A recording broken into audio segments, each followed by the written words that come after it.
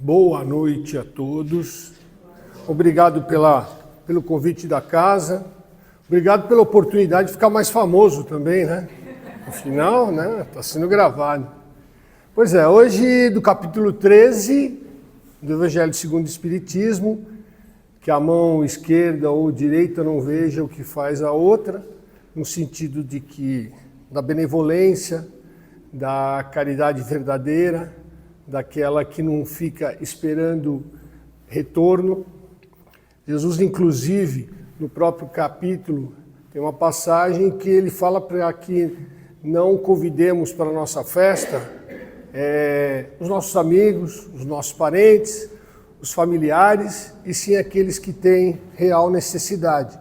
Porque os amigos, familiares e tal vão fazer a recíproca e vão nos convidar. E aqueles a quem nós convidamos que têm a real necessidade, nós estamos fazendo do fundo do nosso coração. Jesus, em uma passagem, eu posso andar aqui, né?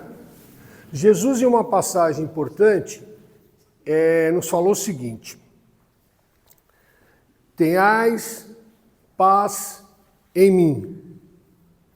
No mundo tereis aflições. Tenhais bom ânimo, eu venci o mundo. É uma passagem que tem muita riqueza. Se a gente for avaliar cada trechinho, é muito rica. Como que Jesus venceu o mundo no olhar mundano do homem? Ora, ele foi crucificado, ele foi expulso da terra. Jesus simplesmente foi expulso da terra. Como é que ele venceu o mundo? Ele venceu o mundo justamente porque ele não se deixou levar pelas questões do mundo. Ele era um homem no mundo, mas não era do mundo. O mundo de Jesus era, ele mesmo falou, meu reino não é deste mundo.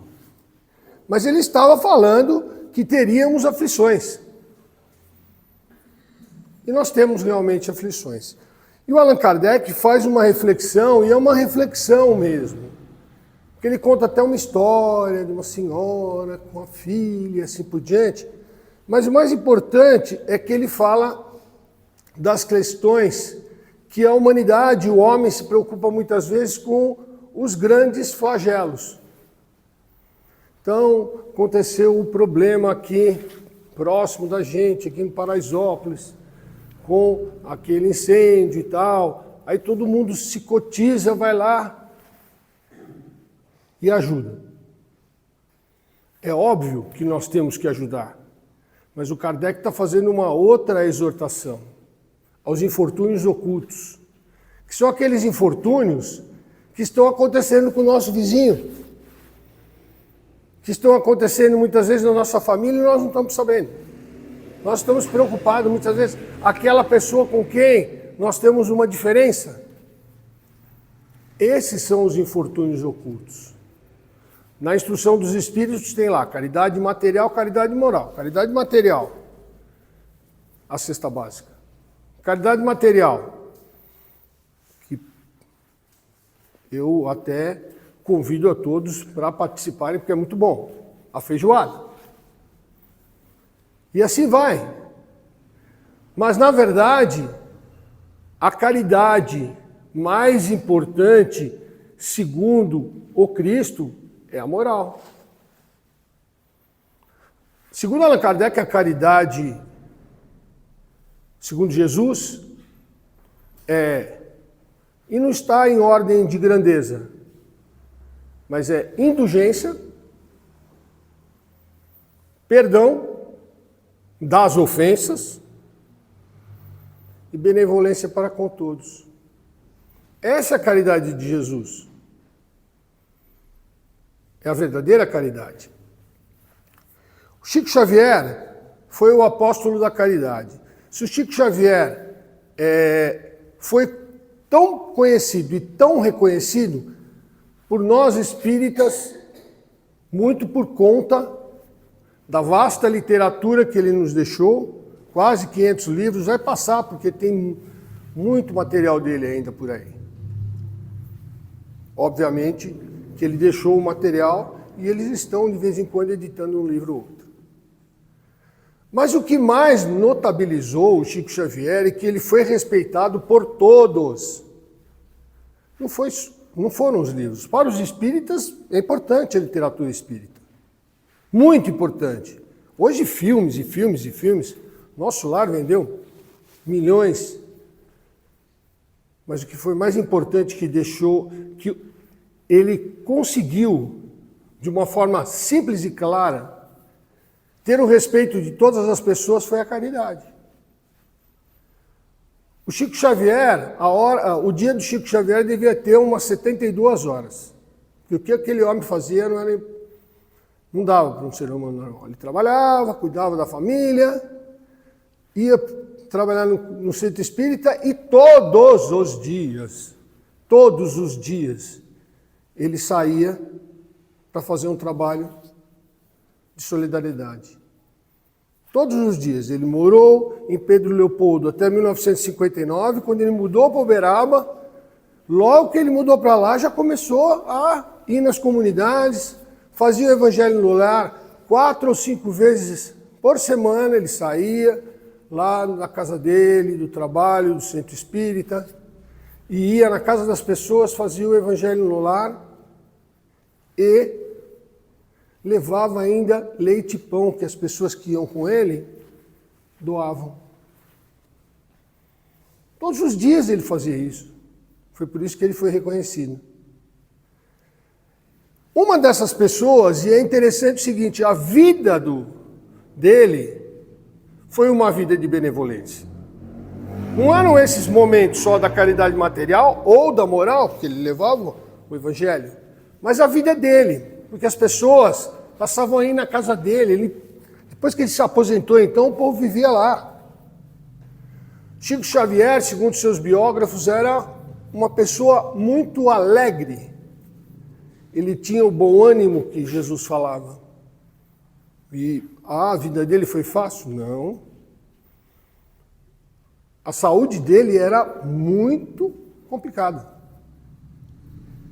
Ele psicografava, escorria sangue pelos olhos. Uma vista ele ficou praticamente cego, a outra, o Dr. Bezerra deu um jeito. E tem um caso, no filme Mães de Chico Xavier, tem vários casos, mas tem um caso do livro Jovens no Além, de uma mãe que perdeu um filho. Um rapaz de 26 anos. O carnaval foi para a praia, no sábado ia voltar no domingo. Ficou no sábado. Morreu afogado. Atleta, 26 anos. A mãe não entendeu, obviamente. E no relato dela, depois de muitos anos, porque ela nunca conseguiu falar bem da situação, porque foi uma situação muito difícil. Esse é um infortúnio oculto que só ela sabia o que ela estava vivendo. E a família. A dona Yolanda, como ela chamava, ficou um mês sem falar uma palavra depois que o filho morreu. Entrou em depressão.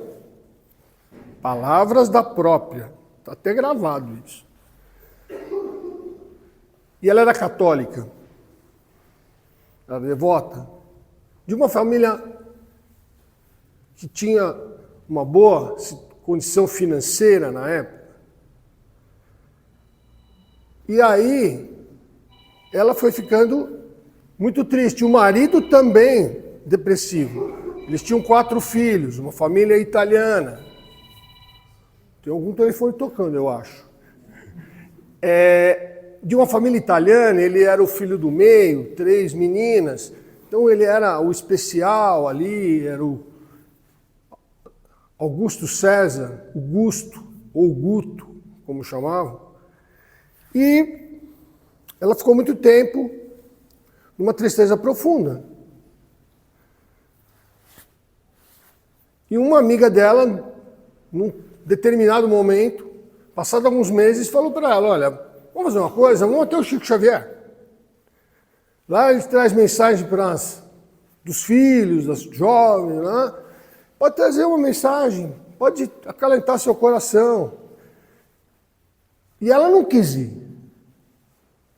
Normalmente a mulher tem um coração mais mole, vai mais fácil. Foi o marido que quis ir, porque o marido, vendo a tristeza dela, queria fazer qualquer coisa para ver se ela saía daquela situação. E o marido insistiu com ela e eles vão para Uberaba. Quando chega em Uberaba, para quem já foi lá, sabe, é uma sala pequena, desse tamanho aqui mais ou menos. Onde tem uma mesa e as pessoas ficam em volta e fora tem 2 janelas, uma porta e as pessoas ficam tudo olhando daquele lugar ali, um monte de gente, muita gente.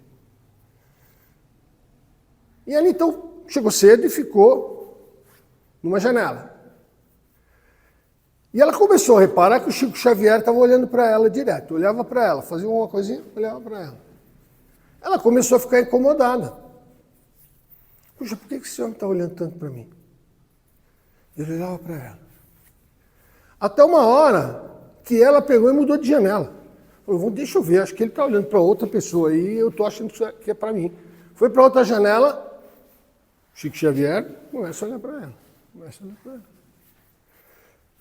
Quando o Chico Xavier acaba o trabalho, normalmente, ele trazia assim, 4, 5 a 8 mensagens no máximo, por trabalho. Não era todo mundo que ia lá, iam chegar aí 300, 400 pessoas, caravana, mas era pouquíssimos que recebiam uma mensagem, porque o telefone toca de lá para cá, então cada um tem a sua hora. Mas as pessoas vão até o Chico no final, e aquela situação famosa dele beijar a mão de todo mundo que ia lá, tal, e dava uma palavra de consolo. Tenha bom ânimo, tenha fé, tudo passa. Era uma frase pequena. E ela não quis ir.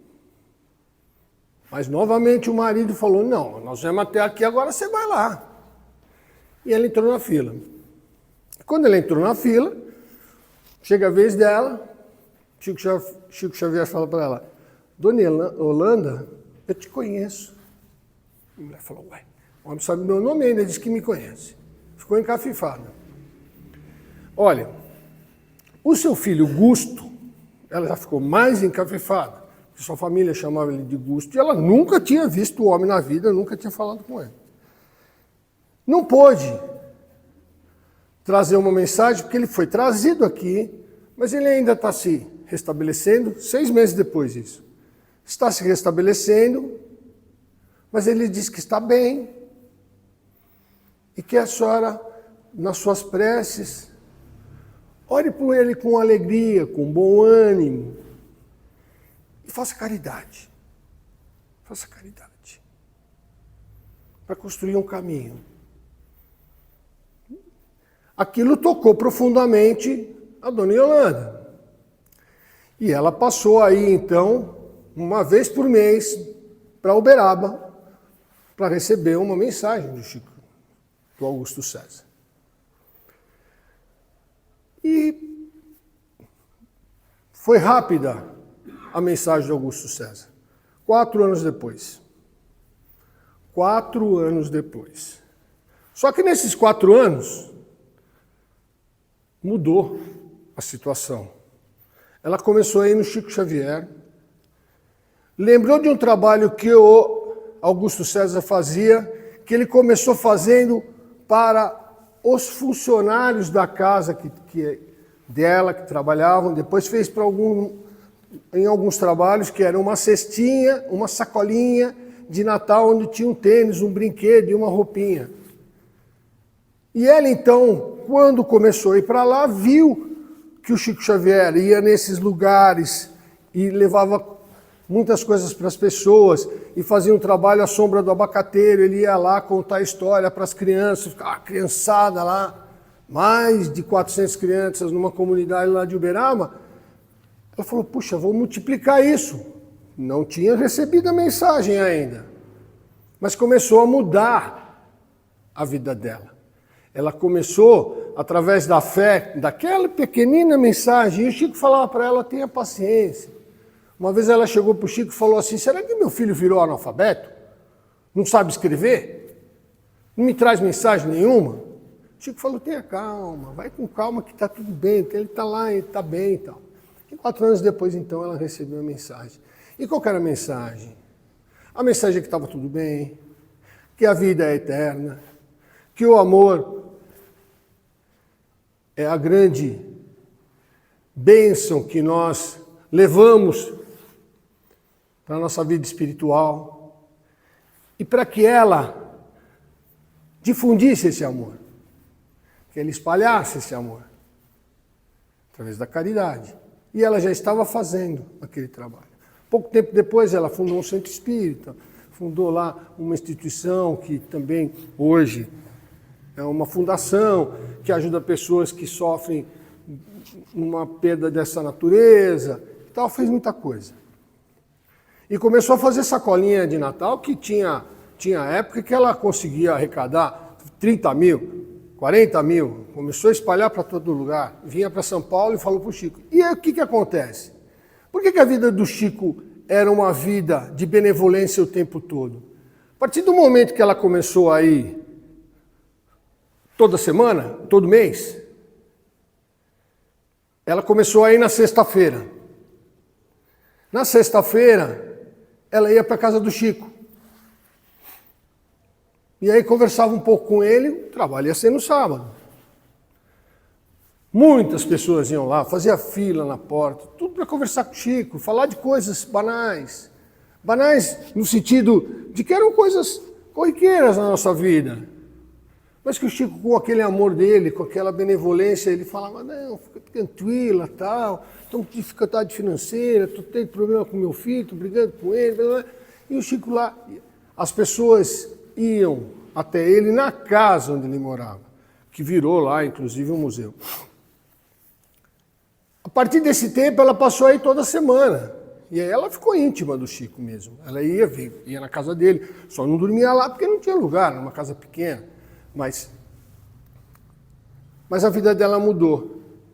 E o que foi que mudou na vida dela? Numa das mensagens que o Augusto César manda para ela, ele falou, mãe, cada ato de solidariedade, de fraternidade, de caridade que a senhora está fazendo, é um tijolinho que a senhora está, no plano espiritual, me dando para que eu possa construir a nossa casa quando a senhora chegar aqui.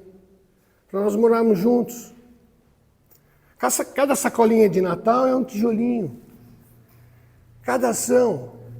Por quê? Porque a benevolência é a coisa mais importante que para Jesus. Indulgência, perdão e benevolência. Mas nós não podemos ser benevolentes sem perdoar. Nós vamos ser benevolentes, sim, mas não no máximo na nossa atitude. Porque enquanto continuamos com mágoa em nosso coração, nós não temos condição de emanar aquela energia, aquele amor, aquela pureza para o nosso semelhante. Allan Kardec fala no Livro dos Espíritos, e lá tem lá mediunidade curadora. São raríssimos hoje. Hoje mais ainda raro, mas a gente já escutou aí muita coisa, zero igual, blá, blá, blá. Hoje é muito raro, mas é uma mediunidade. É uma capacitação espiritual e física para transferir energia vital para o nosso semelhante. Mas o Allan Kardec fala que todos nós podemos curar. Como? Com amor. Mas será possível amar com mágoa no coração? Em mim tereis paz, dizia Jesus. É o seu ensinamento. No mundo teremos aflições, não há como fugir disso. É a nossa escola, é o nosso aprendizado, não tem como fugir. Mas tem de bom ânimo, eu venci o mundo. Então, o bom ânimo é buscar a prática do bem, é se engajar no bem, é pensar no bem. Mas não no bem só da caridade, como falam os nossos espíritos. A caridade material é importante? É importante. Mas a mais importante é, primeiro, no lar, na família, é a caridade moral. É aquela onde nós temos a convivência, é aquela que nós temos a divergência de opiniões, e que muitas vezes, por causa de uma divergência de opinião, nós deixamos de falar, nós agredimos, nós fazemos algumas coisas que são até inexplicáveis. Para finalizar, o irmão X tem uma das histórias dele, que ele fala de dois irmãos que brigaram em Minas e ficaram 1000 quilômetros distante. E aí, um tempo da vida lá, o que tinha ido embora resolveu: puxa, eu preciso falar com meu irmão, mas 40 anos que eu não falo com ele. E ficou pensando: bom, mas eu tenho que me aposentar, eu tenho que isso. E a gente e foi postergando. Até um dia que ele estava aposentado, tudo que ele planejou aconteceu. Ele falou: bom, eu vou até a cidade do meu irmão para me reconciliar com ele. Jesus falou: em vez de orar, vai lá e reconcilia-te com o teu irmão. Em vez de pedir algo para Deus, vai lá e reconcilia-te. É mais importante. Por quê? Porque para eu pedir algo para Deus, eu quero saúde, mas eu estou me envenenando o tempo todo, enquanto eu tenho algo contra alguém, enquanto eu tenho uma mágoa. É um veneno que eu estou consumindo todo dia, toda hora, todo tempo. Aí o que acontece? Ele manda uma carta para o irmão. Uma carta: olha, fulano, estou indo aí e tal, para dentro, tá. E pegou um ônibus para ir para a cidade do irmão, 1000 quilômetros distante. A carta, naquele tempo, chegaria depois do ônibus. Não era assim? A gente reclama hoje, né? Tem o danado do WhatsApp aqui e tal, mas mesmo correio hoje até que é demorado, mas chega. A carta chegou, mas o irmão não chegou. O ônibus que ele foi, despecou no barranco e ele morreu. Então, o momento é agora. A hora é essa. A reflexão é incessante. Ela não é momentânea. Ela é para sempre. Reconhece o verdadeiro espírita pelo esforço que ele faz para combater. Pelo esforço. O Allan Kardec não está dizendo assim: reconhece o verdadeiro espírita porque ele mudou, fez que nem Paulo de Tarso, tirou a roupa velha e vestiu a roupa nova. Ou seja, virou. Não, o esforço. O esforço o que é? Pensar, refletir, não é falar assim: não vou perdoar é coisa de gente fraca. Perdoar. Um exemplo só. A indulgência é além do perdão. A indulgência é se colocar no lugar do outro. É ter compaixão. Mas a benevolência para com todos, isso a gente pode fazer. Eu vou sair daqui distribuindo bala para as crianças. Não. Pergunta o nome, chama pelo nome, aperta a mão, olha. Nos trabalhos que se faz de rua com as pessoas que estão em situação de dificuldade, a coisa mais importante que eles reconhecem muitas vezes não é o prato de comida, é chamar ele pelo nome. Porque os que moram na rua não têm nome. Então, na verdade, são os infortúnios ocultos. O nosso vizinho que está passando uma dificuldade, que a gente bate com ele todo dia e não sabe de nada, porque a gente vive numa cidade que é em São Paulo, que é difícil. Um caso curioso aconteceu na minha vida para finalizar. Eu trabalhava, viajava e acabei pousando numa cidade lá que tinha uma pessoa que trabalhava comigo, chama-se São Marcos. É uma cidade de 20 mil habitantes, na Serra Gaúcha. Fica a 20, 30 quilômetros de Caxias do Sul. E naquele tempo, saiu uma reportagem no Fantástico de que Veranópolis, que é uma cidade próxima também, um pouquinho mais para lá, era a cidade no Brasil com a maior expectativa de vida. 79 anos. Isso foi na década de 90. Eu estava e não estava lá, eu era muito jovem. Bom, aí o que acontece? Saiu essa reportagem, porque no Brasil a expectativa de vida, na década de 70, 80, era 65 anos, 68 anos, mais do que... Aí lá, 79 anos. Então fizeram uma reportagem, tal. O que acontece naquela cidade, Veranópolis? E essa cidade de São Marcos, de 20 mil habitantes, uma colonização italiana, disputava com Veranópolis. Não, aqui nós vivemos mais, nós vivemos 80 anos. Aquelas coisas que tem, né? Mas realmente era uma cidade que tinha uma expectativa alta. E eu acabei ficando na cidade. E a curiosidade foi que eu fui numa festa, lá no sábado à noite, tem sempre festa interior assim, né, na igreja. A cidade tinha 20 mil habitantes, estava todo mundo na festa. Mas a maior curiosidade foi o seguinte, todos se conheciam, todos. Todos perguntavam, e como vai o nono? Como vai não sei o que lá, se quer levar um pão para lá? Todo mundo se preocupava um com a vida do outro. E um ajudava o outro. E isso dava sustentação moral para todos.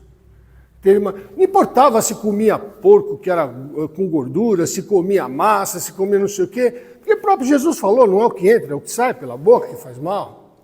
É óbvio que tem que ter uma boa dieta, tem que ter cuidado. Mas era uma preocupação. E é esses os infortúnios ocultos, a benevolência, a caridade, que o Kardec está falando nesse capítulo.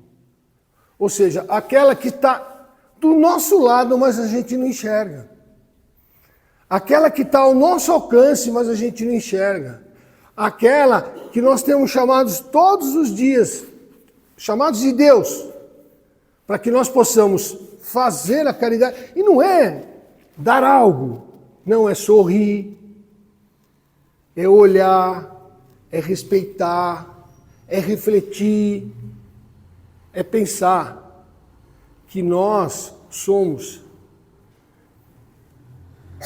humanos e necessitamos de humanos. Não é por acaso que aqui estamos. Necessitamos uns dos outros. Então, essa é uma reflexão, e se vocês buscarem no capítulo 13, essa questão dos infortúnios ocultos, é um chamado a uma reflexão que o Kardec nos faz e depois conta uma história. Então vale a pena. Para quê? Para a gente ter o coração um pouquinho mais tranquilo, para que nós possamos encontrar nas oportunidades do nosso dia a dia aquela a qual podemos ser benevolentes. Benevolência para com todos, sem olhar a quem. Que a mão esquerda não vejo o que a direita e que a direita não vejo o que a esquerda faz. Tá bom? Muito obrigado a todos, obrigado pela casa. E olha aí que beleza.